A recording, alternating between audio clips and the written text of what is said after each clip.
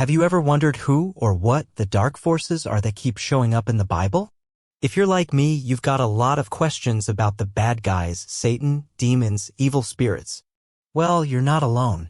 Today, we're diving deep into one of the Bible's most mysterious and mind-bending storylines, the rise of spiritual rebels.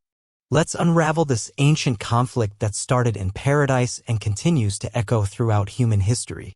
Let's rewind to the very beginning. In Genesis 1, the Bible paints a breathtaking picture. God creates a stunning, perfectly ordered world out of chaos and darkness, a world where life can thrive. Humanity is given a royal role, appointed as God's representatives to rule over this good creation. And not just once, but 7 times God calls it good.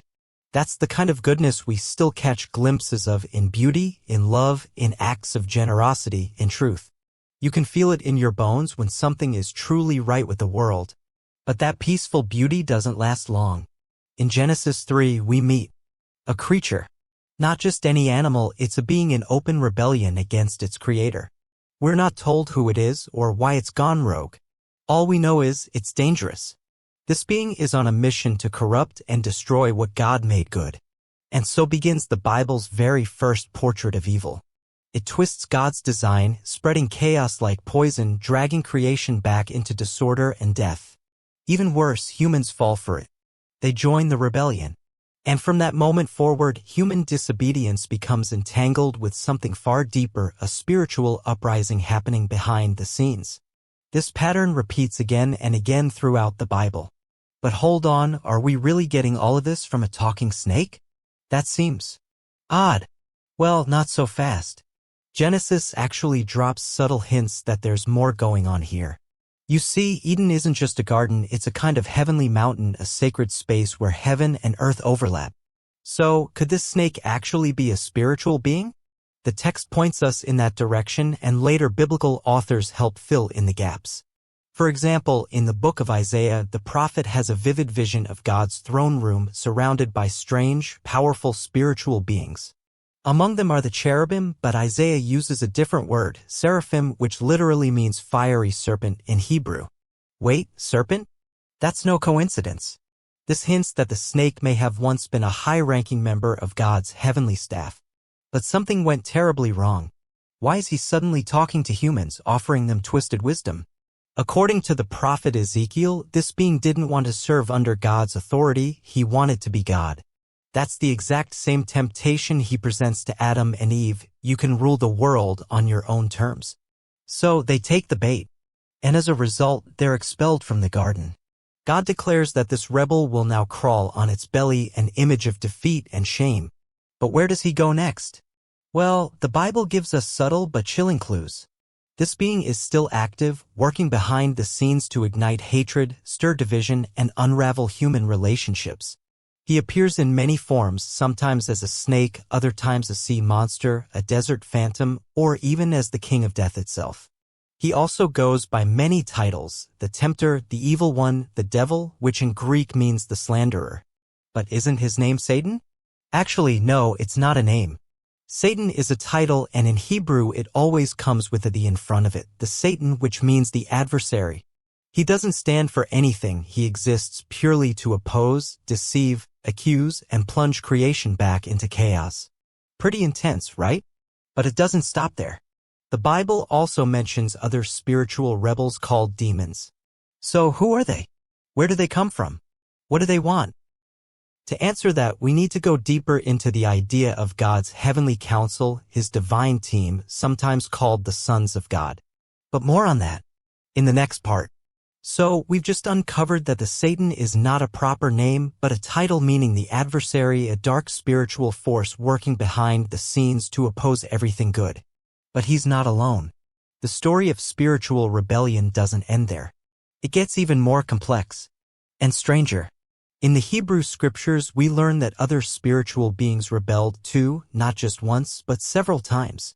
The next major moment comes in Genesis 6, where we meet the so-called sons of God. These beings abandon their place in God's divine order and take human women as partners. The result? Children who become violent warrior giants. Ah yes, the Nephilim. Perhaps the strangest, most mysterious figures in the Bible. But while they may seem bizarre to us today, ancient readers knew exactly what the text was getting at. Back then, many neighboring kingdoms around Israel believed their empires were founded and protected by mighty warrior kings, beings who were part human, part divine, and full of supernatural wisdom. So what are the biblical authors saying here? They're challenging those claims directly. They're essentially declaring, those so-called divine kings? They're not heroes. They're rebels. In this telling, those kings are under the control of spiritual evil, spreading destruction and violence throughout God's good world. Take one of those kings, for example, a man named Nimrod in Genesis 10. His name even sounds like the Hebrew word for rebel. He goes on to build Babylon, the infamous city that becomes the symbol of human arrogance and rebellion against God. And what happens next? Humanity tries to exalt itself there. But God intervenes and scatters their plans. Later on, Moses reflects on this moment in Deuteronomy and says something striking. This is when God handed over the rebellious nations to worship the host of heaven, the spiritual rebels who had become false gods of power, wealth, and lust. Moses is actually the first biblical figure to call these beings demons, lesser spiritual beings who masquerade as gods but lead people astray.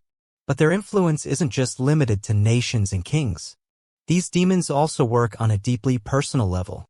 They exploit human weakness, our greed, pride, selfishness, and the vulnerability of our physical bodies.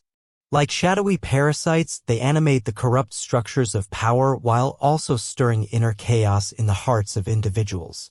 Throughout Scripture, anything that drags God's creation back toward chaos, darkness, and death is seen as the work of spiritual evil. That's why, when Jesus enters the story, he makes it clear, humanity isn't his true enemy. His real battle is against these deeper forces that have enslaved the world. Jesus and his first followers saw every instance of suffering, violence, and oppression as evidence that the world was trapped and held hostage by death and spiritual corruption. But they also believed this was not the end of the story.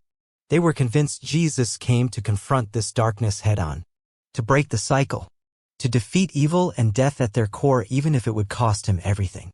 You've just watched another episode in our Spiritual Beings series. This one explored the Satan and the demons.